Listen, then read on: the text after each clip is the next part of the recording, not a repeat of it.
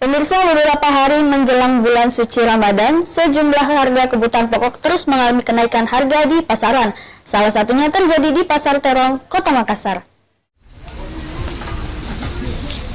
Beberapa hari jelang memasuki bulan suci Ramadan, sejumlah komoditas pangan terus mengalami kenaikan harga di sejumlah daerah di Indonesia, termasuk di Kota Makassar.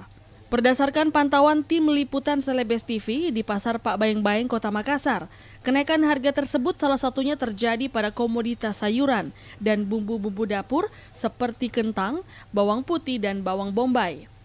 Bawang putih dari harga Rp12.000 per kilo menjadi Rp15.000 per kilo. Bawang bombay dari Rp22.000 menjadi Rp25.000 hingga Rp30.000 per kilo. Dan kentang dari Rp12.000 menjadi Rp15.000 per kilo.